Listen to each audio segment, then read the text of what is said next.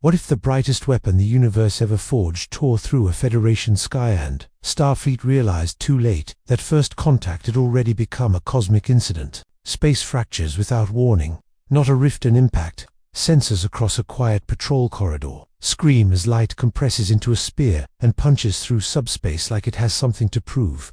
On the bridge of the USS Vigilant, red alerts bloom, then die, then bloom again as systems argue with physics. The helm reports an object moving faster than warp, without a warp signature at all. The science officer whispers a word Starfleet does not like to use: impossible. And then the impossible decelerates, hard, throwing off a shockwave that rattles hull plating and leaves the stars briefly dimmer, as if the universe blinked. Carol Danvers opens her eyes in vacuum and remembers fire. Not the cold of space, she doesn't feel that, but the heat of a collapsing star compressed into her chest. The roar of energy that never quite lets her sleep.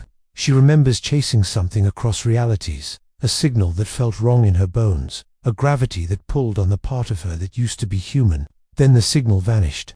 Then space did something it wasn't supposed to do. Then silence. Ahead of her hangs a ship that looks like hope tried to become geometry, sleek, disciplined, bristling with curiosity. Not Kree, not Skrull, not anything she knows. On the Vigilant, Captain Rio's orders weapons cold and hails open. The screen fills with static, then resolves into a woman glowing like a sunrise that forgot how to set. She's not wearing a suit, she's not tethered, she's hovering, eyes alert, posture calm in a way that suggests violence is a tool she keeps polished. The bridge goes still. Someone forgets to breathe. "I'm not hostile," Carol says, and the universal translator stumbles before catching up, as if even language needed a second to adjust. "I'm lost."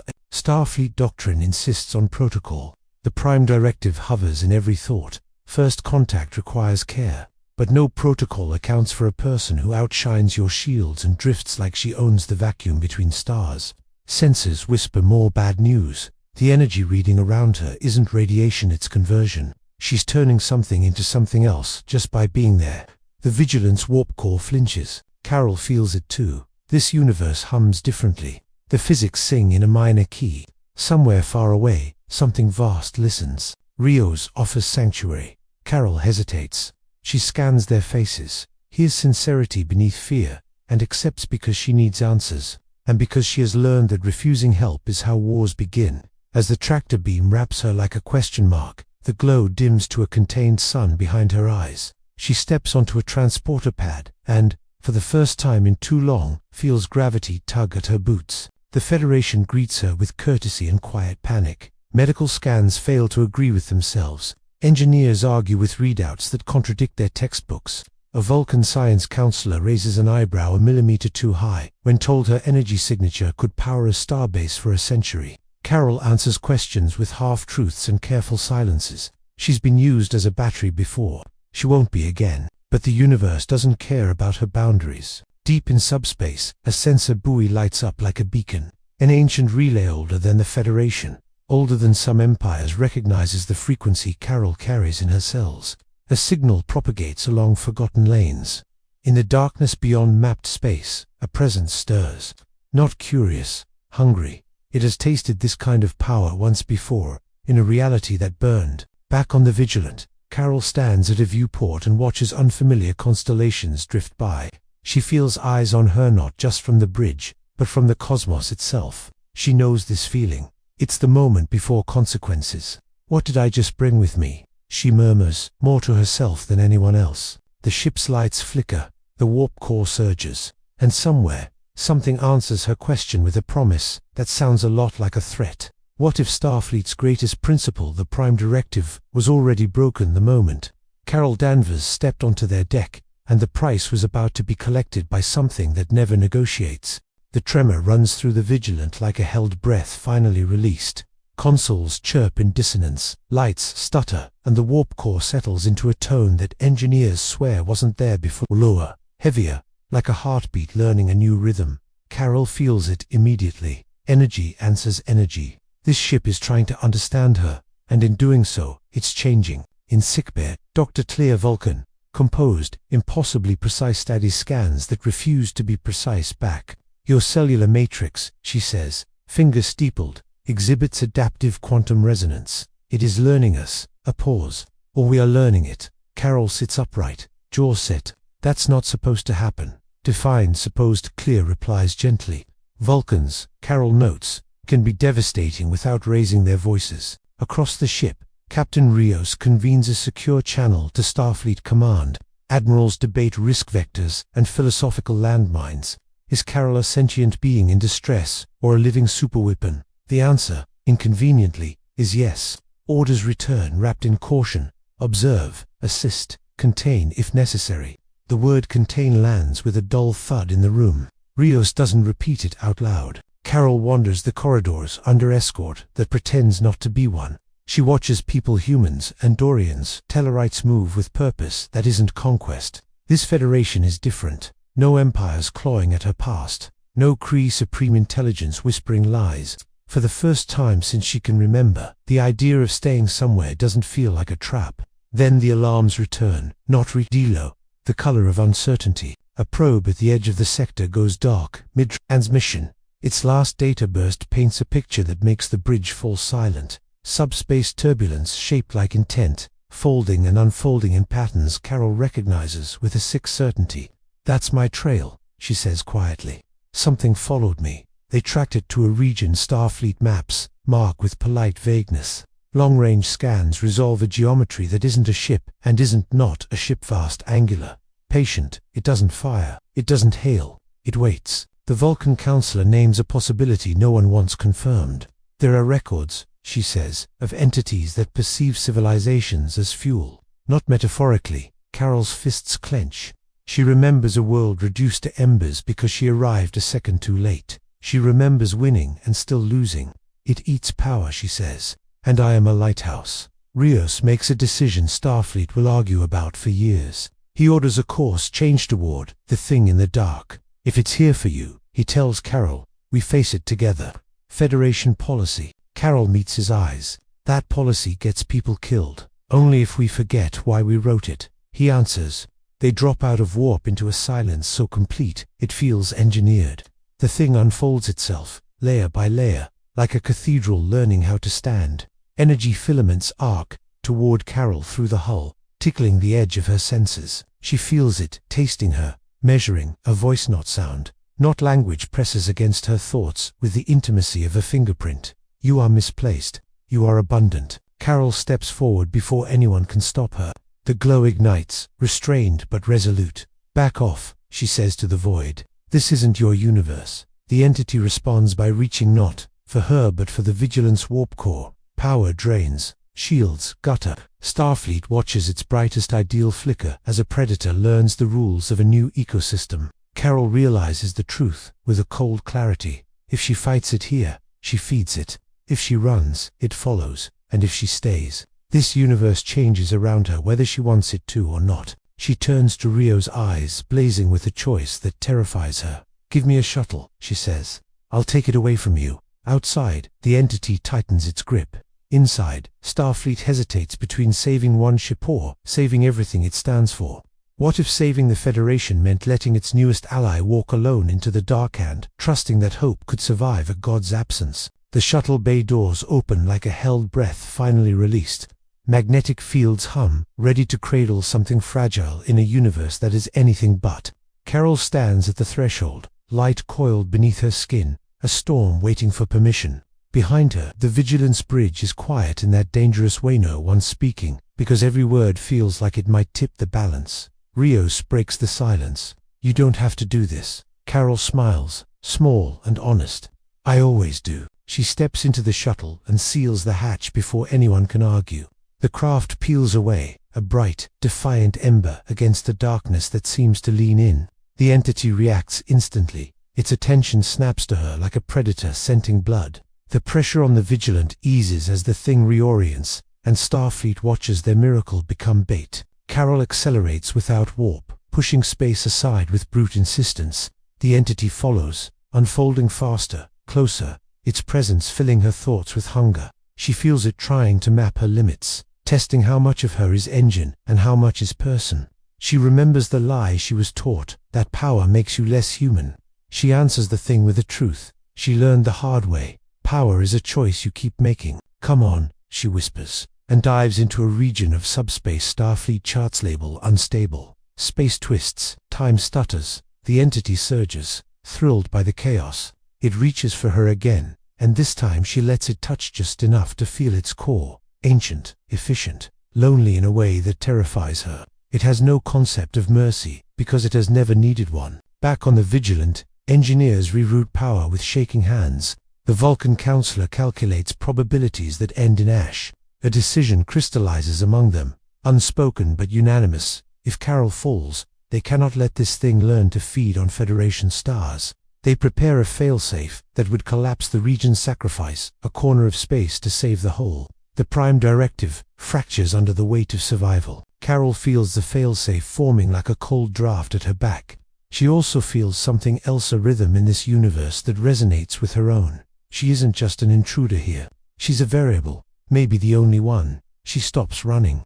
The entity collides with her in a silence that screams. Energy flares, not as an explosion, but as a conversation, raw power, arguing with itself. Carol opens every channel she has, letting this universe's physics pour through her, shaping the blast into a knot instead of a wave. She doesn't try to destroy it. She tries to bind it. "You don't get to eat my friends," she says, voice echoing through dimensions. "You don't get to decide what this place becomes." The entity resists, adapts, learns. It begins to siphon not just her energy, but the rules she's borrowing.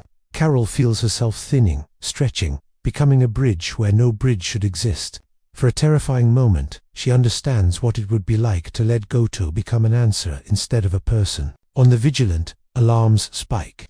The failsafe reaches readiness. Rios grips the rail, torn between trust and duty. "Carol," he whispers, knowing she can't hear him. "We're running out of time." Carol makes a choice that feels like a betrayal of everything she's fought for and a fulfillment of it all. She turns the knot inward, collapsing the entity's access to this universe into a singularity of rules it cannot digest. A prison made of laws it never learned to break. The cost hits her like gravity.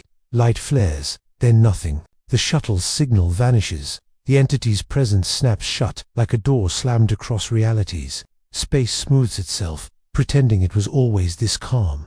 On the bridge, silence falls again, this time heavy, final. Minutes pass, then an hour. Then the impossible, a flicker on sensors. Not a ship, not a signal, a heartbeat. Carol Danvers drifts back into normal space, unconscious, light dimmed to an ember, falling toward a universe that doesn't yet know what it owes her. What if the Federation saved its greatest secret by saving the woman it could never fully understand in doing so, rewrote the future of Starfleet itself?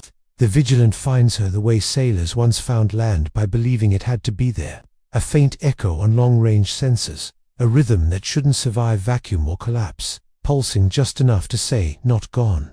Tractor beams reach out with reverence, careful not to startle a miracle.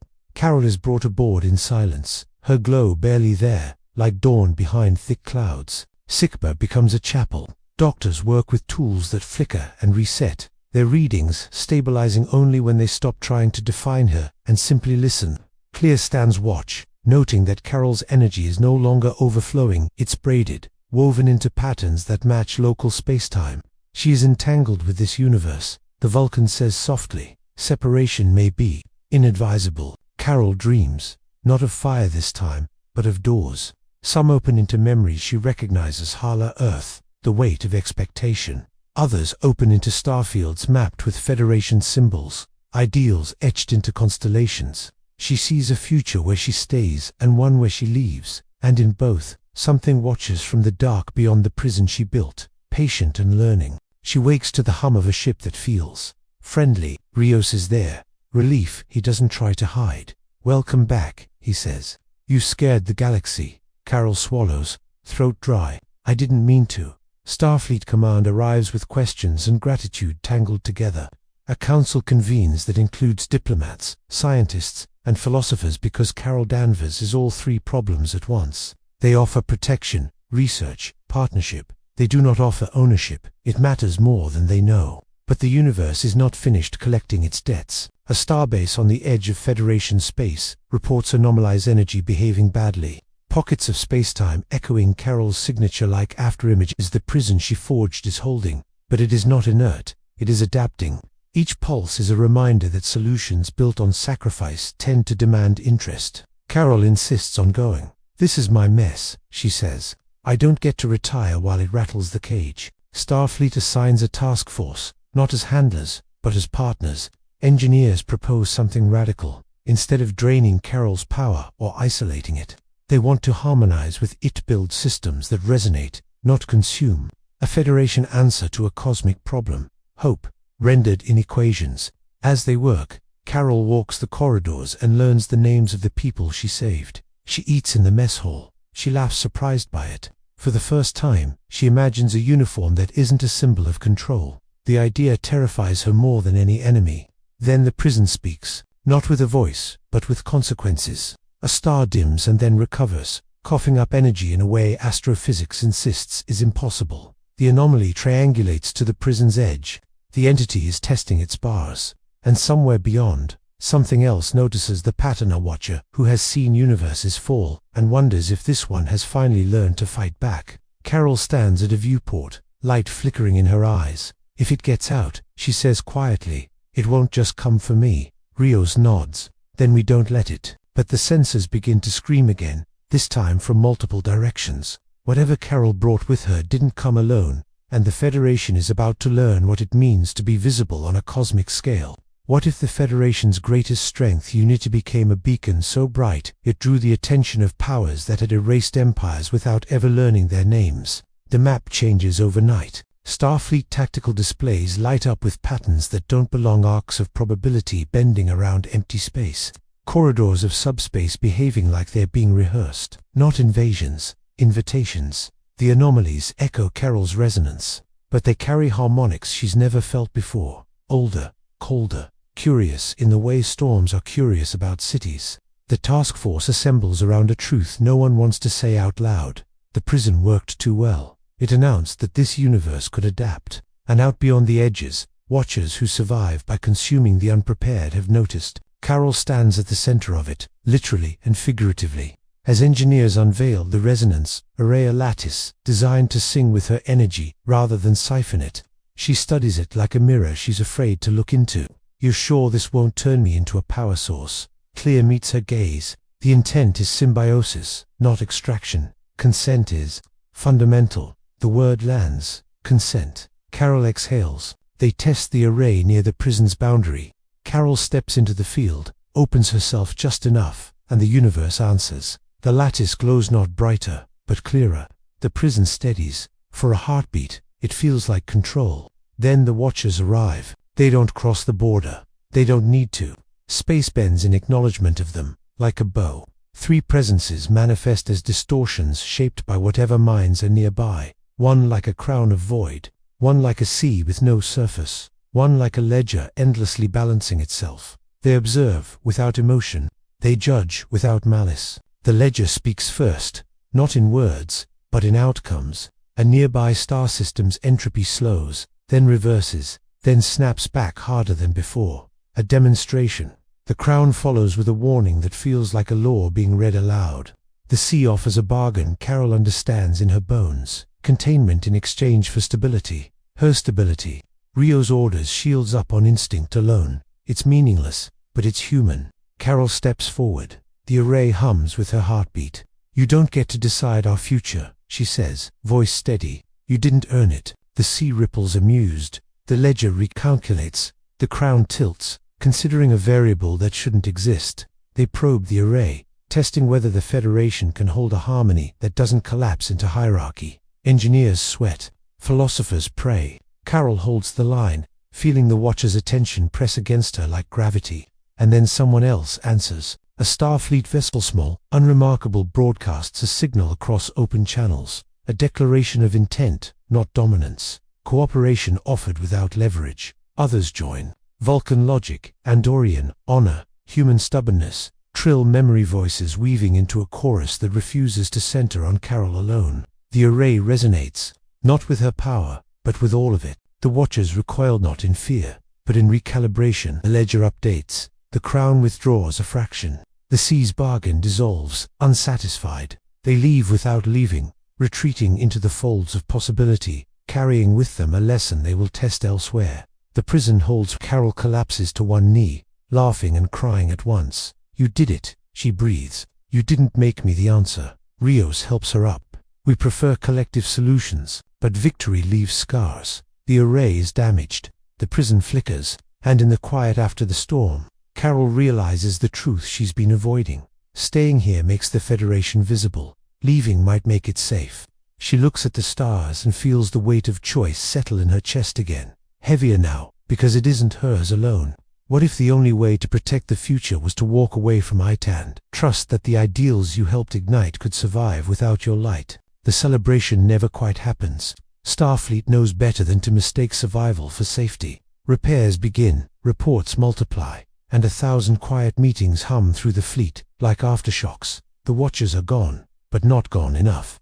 The prison still breathes. The resonance array bears scars that look suspiciously like fingerprints. Carol feels it most when the ship sleeps. The hum in her bones answers the stars outside, tugging at her like a tide. She knows this feeling.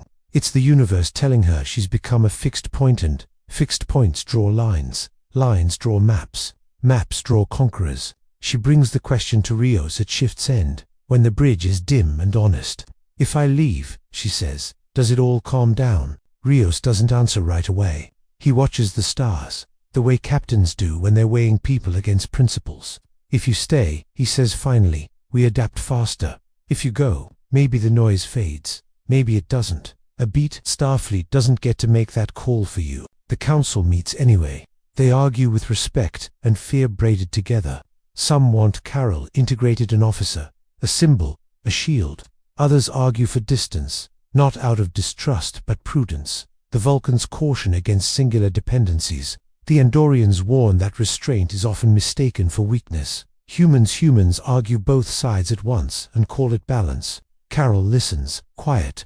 For once, no one talks over her. She speaks at the end, voice steady. "Where I come from, people tried to turn me into a solution. It never ended well. You didn't do that. That's why this matters." She swallows. "If my presence makes you a target, I'll go, but I won't vanish. I'll watch the edges. I'll pull the fire away when it comes." The decision fractures into compromise, the Federation's favorite shape. Carol won't wear a uniform, but she'll have a commission of trust, not command, and understanding. A promise that cuts both ways. They prepare a ship unlike any other, small, fast, built to resonate without broadcasting. Carol helps design it, hands on the hull like she's learning a new language. Engineers ask questions she never thought to ask herself. The ship doesn't drain her, it listens. On the day of departure, the crew gathers not for ceremony, but for goodbye. Carol feels the ache of it, sharper than any wound. She didn't know how much she'd wanted this until she had to leave it. Clear offers a Vulcan farewell that translates poorly but lands perfectly. Rios grips her forearm. "You changed us," he says.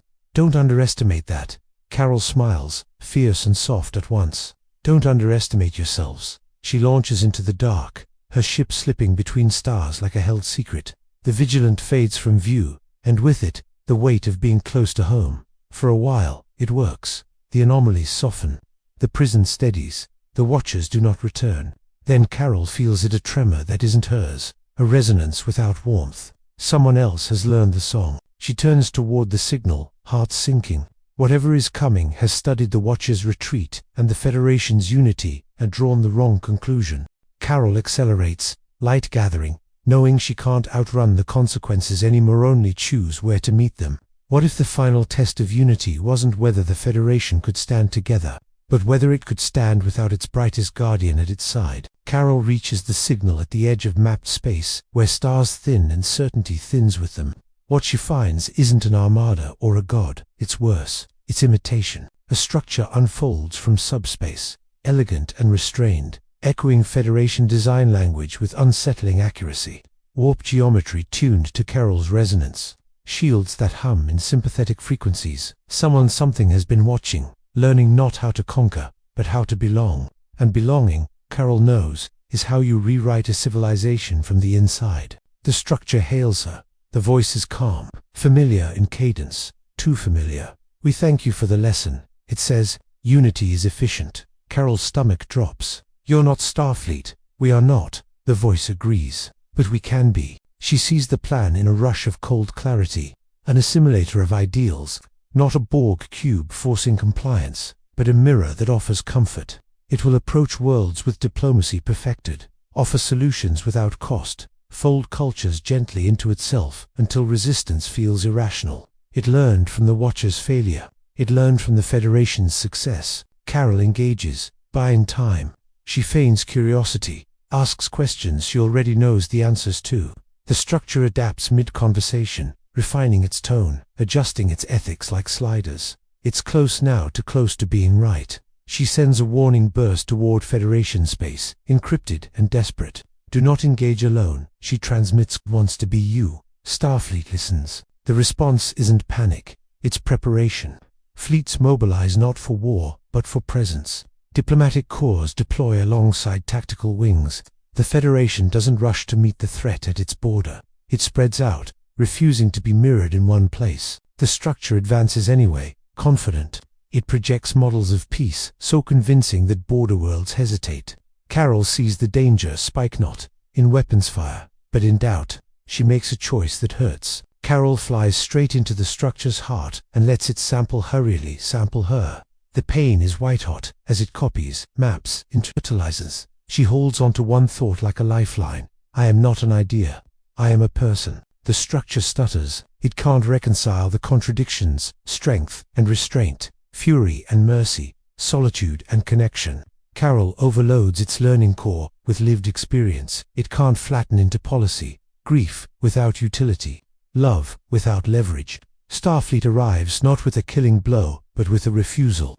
They broadcast a single message across all channels. We choose each other, not perfection. The structure collapses inward, its imitations unraveling. It doesn't explode. It disperses, stripped of coherence, reduced to fragments that no longer agree on what they are. Carol drifts free, exhausted, light flickering dangerously low. She watches Starfleet ships hold formation, not around her, but around each other. For the first time, she isn't the center. As medical teams reach her, Carol feels something settle, a certainty she hasn't known before. The universe will keep throwing reflections at this place, but the Federation has learned how to answer without becoming the enemy. She closes her eyes as they bring her home, wondering if this is what belonging feels like when it's earned. What if the legacy of a living star wasn't the light she cast but the shadows she taught others how to face without her? Carol wakes to starlight filtered through a viewport and the quiet murmur of a ship that knows how to heal.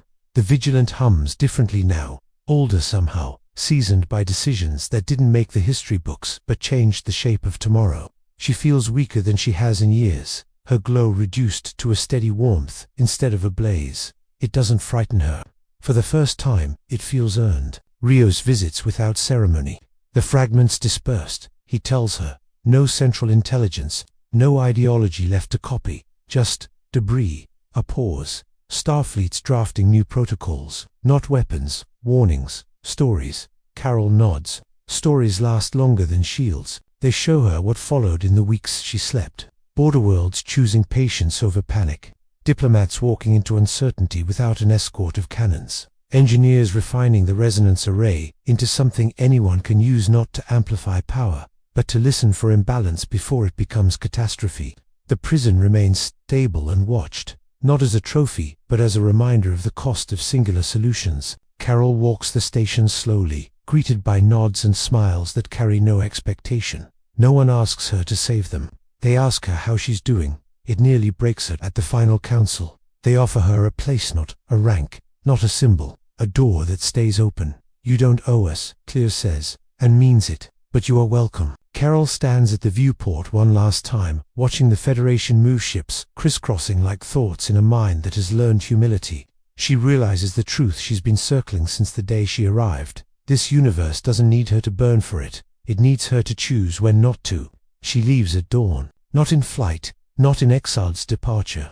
Her ship slips into the lanes between stars, its resonance low and respectful. The galaxy doesn't lean in this time. It breathes. Years pass, stories accumulate. Cadets learn about the day unity outgrew imitation, about the woman who arrived as an accident and left as a lesson.